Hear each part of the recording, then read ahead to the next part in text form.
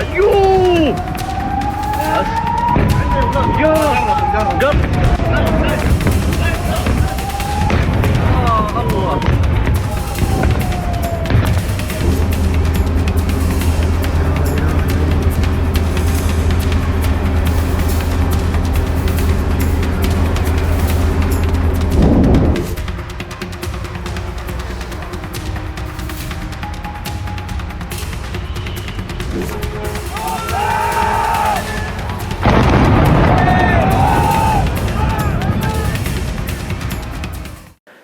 Iran की मिसाइलें Israeli आसमान पर कहर बरसा रही हैं। इसके साथ ही इजरायल के उन क्षेत्रों पर हमला किया जा रहा है जो इजरायल का सबसे महत्वपूर्ण शहर माना जाता है, जहां पर सैन्य ठिकाने हैं, जहां पर इजरायल अपने रडार सिस्टम को बैठाया है। उन ठिकानों को पूरा कहर बरपा दिया है ईरानी मिसाइलें ने। इसके साथ ही ईरानी मिसाइलों ने उन जगहों पर भी आतंक मचाया है जहां पर इजरायल यह कहे कि इजराइल के बहुत सारे नेता और चुनिंदा लोग छिपे होते हैं।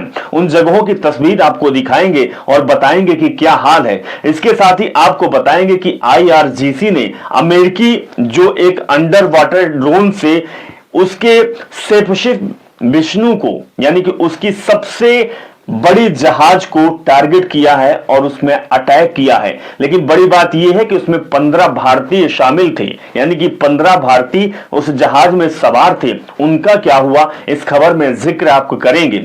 लेकिन इसके साथ ही आपको यह भी बताएंगे कि ट्रंप आखिर होर्मुज स्ट्रेट को लेकर क्यों गुहार लगा रहे हैं। कई देशों के सामने वो गीदड़ भभकी कर रहे हैं। वो कह रहे हैं कि हमें अब बचा लो, अब हमें साथ में आना पड़ेगा। आखिर ये ट्रंप का बयान और ट्रंप के बारे में जो कही जाती है बातें कि ट्रंप इस समय बहुत शक्तिशाली हैं, वो बातें कितनी सच है इस पूरी खबर में दिखाएंगे।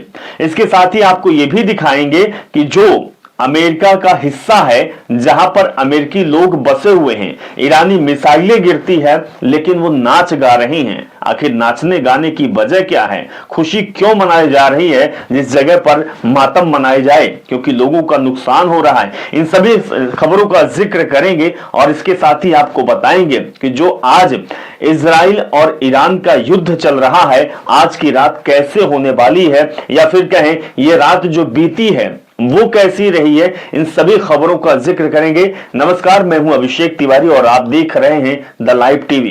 द लाइव टीवी, सच सबसे आगे।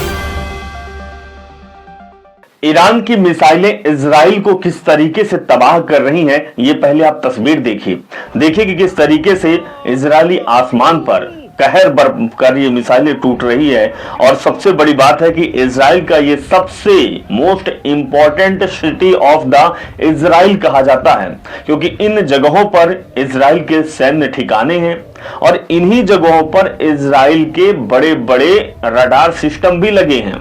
लेकिन ईरानी मिसाइलें इन जगहों को नस्ता नाबूद कर रही है, इन जगहों को तबाह कर रही है। नेतन्याहू कहां छिपे हुए हैं, अभी तक नेतन्याहू का पता नहीं लग पाया है। इसके साथ ही आपको बताएंगे कि बहरीन में पनामा स्थित अमेरिकी कब्जे वाले अड्डे पर बार बार हमले और विस्फोटों के बाद लोग जश्न मना रहे हैं। एक बार इस तस्वीर को देखिए। यह तस्वीर दरअसल बहुत कुछ बयां कर रही है। बहरीन का मनामा स्थित ये अमेरिकी कब्जे वाला अड्डा है और इस पर हमला लगातार हो रहा है, ईरान के द्वारा विस्फोट किया जा रहा है। उसके बाद भी दोस्तों लोग यहां पर जश्न मना रहे हैं। क्षेत्र के लोगों, मेरे भाइयों और बहनों, हमारा आपसे कोई युद्ध नहीं है, ये बात ईरान कह रहा है। और हमारा लक्ष्य शैतान के हाथ काटना है। शैतान यानी कि नेतन्याहू, शैतान यानी कि डोनाल्ड ट्रंप। हमें उनसे लड़ना है, हमें लोगों को नुकसान नहीं पहुंचाना है। और ये ईरान लगातार कई दिनों से ये अपील कर रहा है, ये बातें कह रहा है कि हमारी लड़ाई आम जनता से नहीं है, हम इतने कायर नहीं हैं जो अमेरिका और इजराइल जैसे हरकत करें।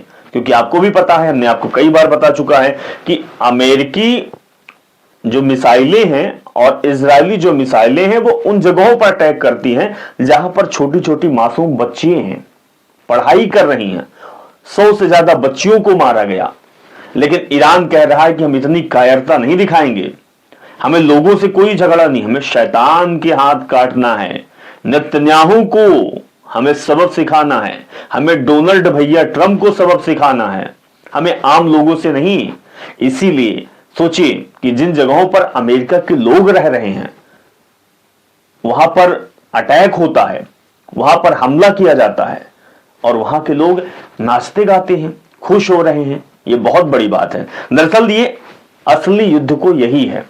युद्ध आम जनता से नहीं होता है, सैनिकों से होता है, हथियारों से होता है।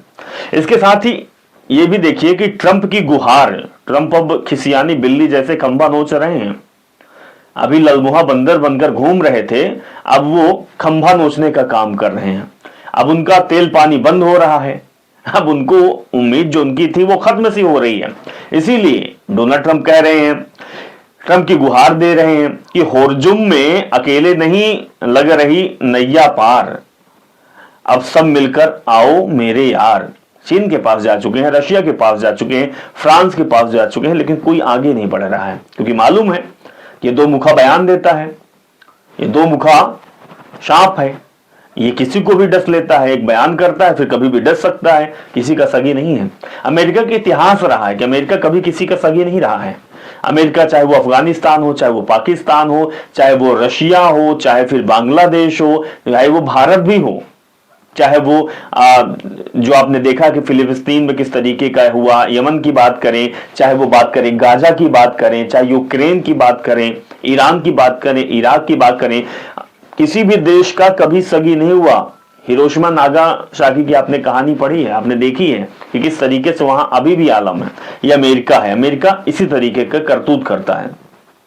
दरअसल अमेरिकी राष्ट्रपति ट्रंप ने तमाम अफेक्टेड देशों से गुहार लगाई है कि वो होर्जुम स्टेट में निर्बाध आवाजाही के लिए अपने अपने पोत भेजें।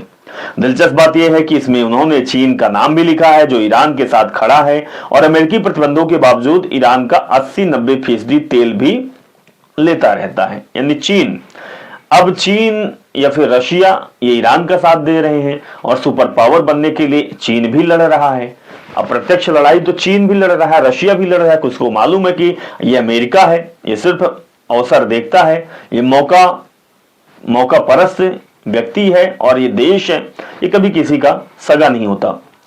इजराइल की तरफ से मिल रही जानकारी के मुताबिक कुछ ही मिनटों पर अंतर पर इजराइल के उत्तर और दक्षिण सेंटर पर लगभग, मतलब ये दोपहर लगभग ईरानी मिसाइलें दागी गई। दोपहर 2:30 बजे के लगभग, 2:30 बजे के लगभग दक्षिण में इलियट शहर में क्लस्टर हथियारों की वजह से शहर में कई घटनाएं हुई। तस्वीर आपको दिखा रहे हैं, देखिए ये घटनाओं का जिक्र किया गया है और किस तरीके का पूरा ये आलम हो चुका है वो तस्वीर बयां कर रही है। इजराइल के जो उत्तर और दक्षिण सेंटर है उन पर यह हमला हुआ है।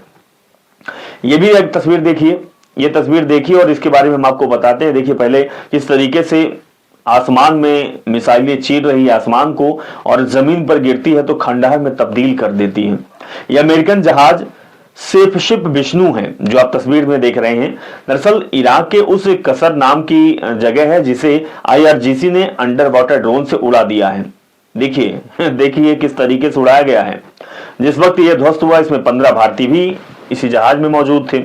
एक की मौत की खबर भी आ रही है, 15 इसमें मौजूद थे, एक की मौत की खबर आ रही है और लोग घायल हुए हैं, उनकी जान सलामत है नहीं है, अभी तक इसका अपडेट नहीं है। तो इसीलिए कहा जाता है कि मत भूलिए अमेरिकन बेहद चालाकी से इस दौर में होर्मुज जो शहर है वहां गैर अमेरिकी नाविकों में जोखिम भरे काम ले रहे हैं। अमेरिकी दुनिया के सबसे बड़ा अपराधी देश साबित हुआ है। अब देखिए जहां सबसे ज्यादा खतरा है, ईरान ने साफ कह दिया है कि अमेरिका और इजराइल की जहाजें नहीं जाएंगी, जो देश इनको सपोर्ट करेगा उनको भी हम मार गिराएंगे। तो अमेरिका कितना कायर है उन जहाजों में जो होर्मुज स्टेट से गुजर रही हैं, जहां पर उनका तेल और गैस जा रहा है, वहां पर भारतीयों को भेज रहे हैं। अमेरिकी लोगों को नहीं जा रहे हैं, इजरायली लोग नहीं जा रहे हैं, अन्य देशों को भेज रहे हैं। पैसे का लालच है, नौकरी करना है, इसीलिए लोग जा रहे हैं और उनकी जान भी जा रही है। ये अमेरिका का दरअसल चरित्र है। आप दोस्तों हमारे जो फॉलोवर हैं, जो हमारे साथ जुड़े हुए हमारे दर्शक हैं, आप भी कमेंट जरूर करिएगा अमेरिका की इस दोहरी नीति, इस दो मुखे बयान और जो दो मुखा ये फन लेता है, कभी बोलने का तो कभी डसने का। इस खबर को भी दिखाएंगे। दरअसल इस खबर को देखिए, ईरान द्वारा दक्षिणी कब्जे वाले फिलिस्तीन के इलाद पर किए गए मिसाइल हमले के बाद इजरायली बस्तियों में हताहतों की खबर है। देखिए ये पूरी क्वार्ट्स न्यूज ने इस खबर को दे छापा है और देखिए किस तरीके से ये पूरा जो एरिया है ये ईरान द्वारा दक्षिण कब्जे वाला है, जो फिलिस्तीन के इलाद पर किए गए मिसाइल हमले हैं उसका इजरायल बस्तियों की ये तबाही की तस्वीर है और पूरी तस्वीर भयावह है। यहाँ पर मिसाइलें गोले दागी जा रही हैं, गोले दागे जा रहे हैं, ड्रोन दागे जा रहे हैं और इसको भी देखिए कि किस तरीके से गाड़ियां जो है वो खंडहर में तब्दील हो गई हैं।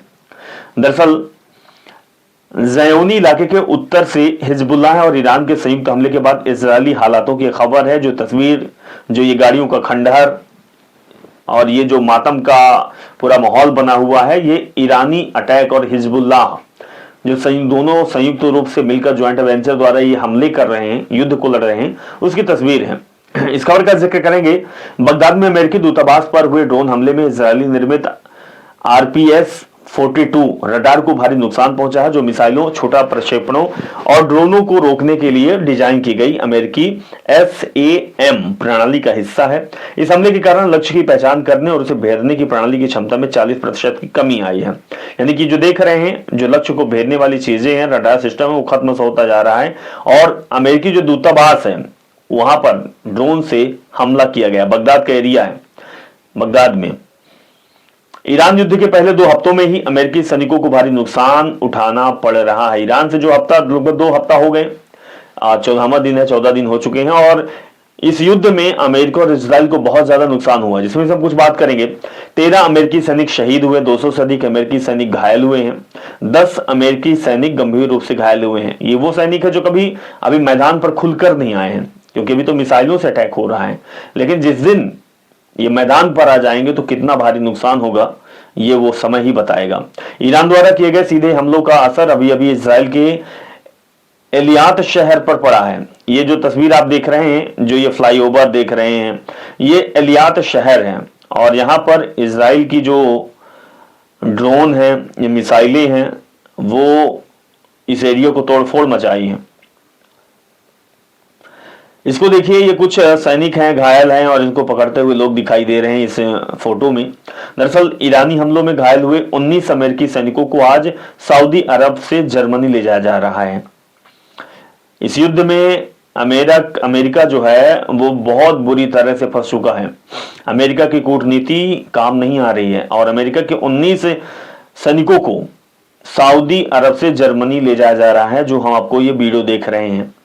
हालांकि सैनिक है, इनके बारे में नहीं कहा जा सकता क्योंकि देश के लिए लड़ रहे हैं, लेकिन क्या करें, जब आपके बाप, आपके आका ऐसे हैं तो फिर जान तो आपको देनी पड़ेगी।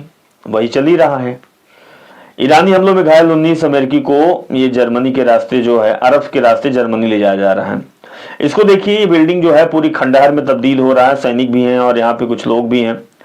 और destruction from Iranian missiles strike on इलियात इजराइल, यानी कि इजराइल के एलियात शहर पर ईरानी मिसाइलें जो फूटी हैं, कहर बरपी हैं और तबाही मचाई हैं, वो तस्वीर आपको दिखा रहे हैं। देखिए किस तरीके के पूरा जो है वो खंडहर में तब्दील हो गया है, पूरी इमारत गिर चुकी है।